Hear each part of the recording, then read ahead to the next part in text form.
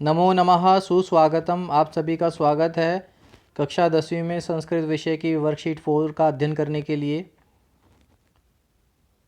हम वर्कशीट में सूची पर्यावरणम जो पाठ है उसका अध्ययन कर रहे हैं।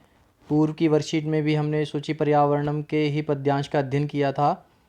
सूची पर्यावरणम से तात्पर्य है शुद्ध पर्यावरण यानी स्वच्छ पर्यावरण। और मैंने आपको बताया था ये जो सूची पर्यावरणम पाठ है ये आधुनिक कवि श्री हरिदास शर्मा जी द्वारा रचित है और लसल लतिका नामक काव्य संग्रह से लिया गया है सूची पर्यावरणम पाठ। और इस पाठ में कवि ने किस प्रकार से महानगरों में बढ़ते हुए प्रदूषण के प्रति चिंता व्यक्त करी है और ये इच्छा प्रकट करी है कि हमें प्रकृति की ओर लौटना चाहिए और प्रकृति को शुद्ध करना चाहिए, पर्यावरण को शुद्ध करना चाहिए। इसी क्रम में आज हम जो दूसरा पद्यांश है उसका अध्ययन करेंगे कि कवि इसमें क्या भाव प्रकट कर रहे हैं। तो आइए पहले इसका वाचन कर लेते हैं। कज्जल मलिनम धूमम मुंचति शतशकटी यानम वाष्पयानमाला संधावती वितरन्ती ध्वानम यानानां पंक्त्यो ह्य अनन्तः कठिनं संसरणं शुचिपर्यावरणम्। श्लोक का वाचन आपको स्वयं भी करना है। इसके पश्चात मैंने आपको बार बार बताया है कि किसी भी श्लोक का तार्किक क्रम यानी सही क्रमों में रखने का जो माध्यम है उसे हम अन्वय कहते हैं, जिसके माध्यम से हम श्लोक का अर्थ निकाल पाते हैं।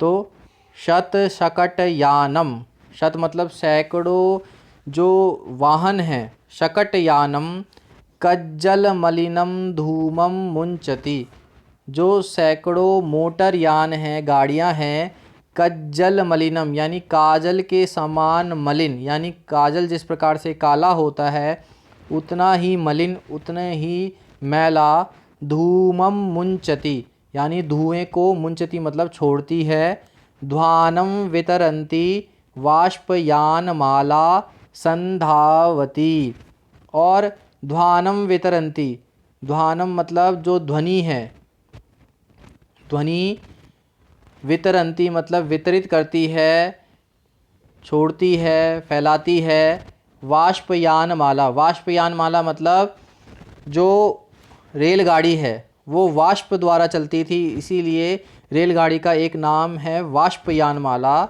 संधावती मतलब चलती है, दौड़ती है। तो यानी शत शकट यानम मतलब जो सैकड़ों मोटर गाड़ियां हैं वो काजल के समान मलिन धुएं को छोड़ती है।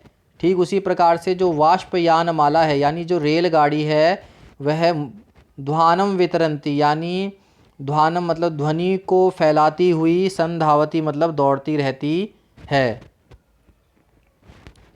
इसके पश्चात आगे क्या बता रहे हैं पद्यांश में, ही यानानां पंक्त्याः अनन्ताः संसरणं कठिनम अस्ति।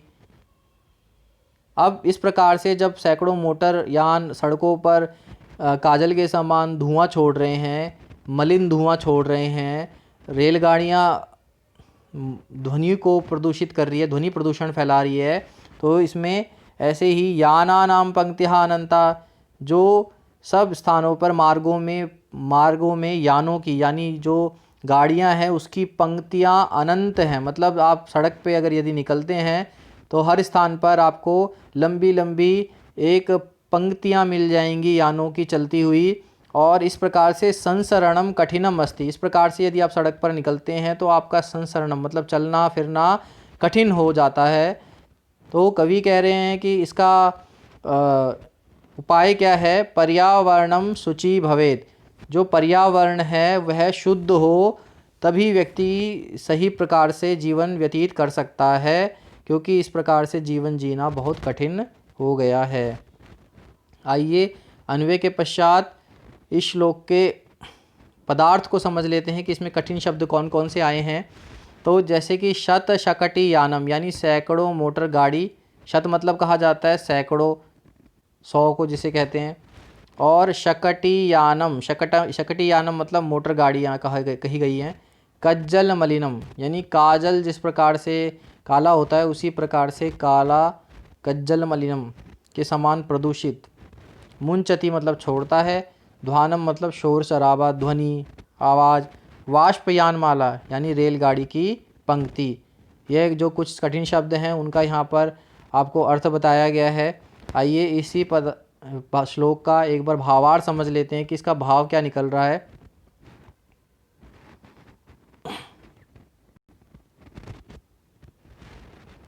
भावार्थ कह रहा है कि सैकड़ों मोटर गाड़ियाँ काला धुआं छोड़ती हैं। कोलाहल करती हुई रेलगाड़ियों की पंक्ति दौड़ सी रही है। कोलाहल मतलब आवाज़ करती हुई, शोर करती हुई रेलगाड़ियों की पंक्तियाँ दौड़ रही हैं, क्योंकि यानों गाड़ियों की पंक्तियाँ अनंत है। सड़क पर इतनी गाड़ियाँ हैं कि आपका गिनना मुश्किल हो जाए। चलना कठिन हो रहा है, इसीलिए आप चल भी नहीं सकते सही तरीके से सड़क पर, क्योंकि वाहनों की संख्या इतनी हो चुकी है। इसीलिए पर्यावरण पवित्र हो, क्योंकि जो गाड़ियाँ धुआं छोड़ रही है उससे प्रदूषण हो रहा है, जो रेलगाड़ियाँ दौड़ रही हैं उससे ध्वनि प्रदूषण हो रहा है। तो इस प्रकार से जीवन जीना दूभर हो गया है। अब इसका अर्थ क्या बता रहे हैं। भीड़ भरी सड़कों पर जहाँ गाड़ियों की कतारें प्रदूषित हवा छोड़ती हुई वायु प्रदूषण को बढ़ा रही है, क्योंकि धुआं जो छूटेगा उससे वायु प्रदूषित होगी, इसीलिए वायु प्रदूषण बढ़ेगा। वहीं जो रेलगाड़ियाँ भी चीखती चिंघाड़ती हुई ध्वनि प्रदूषण में कारण बन रही हैं। वहीं रेलगाड़ियाँ भी अछूती नहीं हैं, वह अपनी ध्वनि से ध्वनि प्रदूषण को बढ़ा रही हैं। तो इस प्रकार से सामान्य जीवों का सड़क पर चलना दूभर हो गया है। जो सामान्य व्यक्ति है, मनुष्य ना, वह सड़क पर सही प्रकार से चल नहीं सकता है। ऐसी स्थिति में तो यह स्थिति कैसी हो गई है, भयावह है। मतलब बहुत भयानक स्थिति हमारे जीवन में, महानगरों में, नगरों में उत्पन्न हो गई है। अतः कवि की मंशा ये है कि यथा पर्यावरण पवित्र हो, शुचि अर्थात पवित्र, स्वच्छ हो। आशा है आपको इस श्लोक, उसके कठिन शब्द, भावार्थ का ज्ञान हो गया होगा। इसके आधार पर आपको कुछ गृह कार्य है जो करना है। सबसे प्रथम प्रश्न है, का धूमम मुंचति, धुआं कौन छोड़ता है, इसका उत्तर देना है कहा धूमम मुंचति।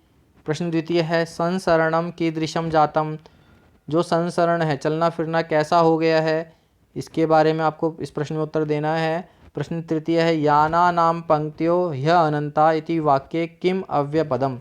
यहाँ पर याना नाम पंक्तयः ही अनंतः, चार मुख्य शब्द हैं। याना नाम है, दूसरा है पंक्तयः, और तीसरा शब्द है ही। इस प्रकार से लिखा जाएगा, ही। और चौथा शब्द है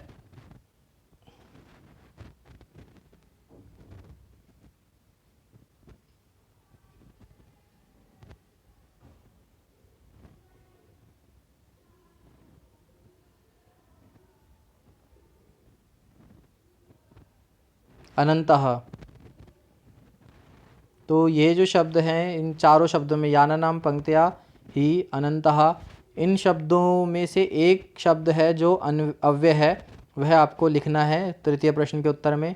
प्रश्न चतुर्थ है, कज्जल मलिनम धूमम मुंचति शतशकटी यानम इति वाक्ये किम क्रियापदम। इस पूरे वाक्य में जो शब्द हैं इसमें से कौन सा क्रियापद है, यानम है कि शकटी है, शत है कि मुंचति है, कोई एक शब्द है जो क्रिया है, तो वह चुनकर आपको प्रश्न चौथे के उत्तर में लिखनी है। आशा है आपको यह जो वर्कशीट है इसका वाचन, अन्वय, कठिन शब्द, भावार्थ और गृह कार्य समझ में आया होगा। इस वर्कशीट को समय से कर इसका उत्तर देने का प्रयास कीजिएगा। धन्यवाद।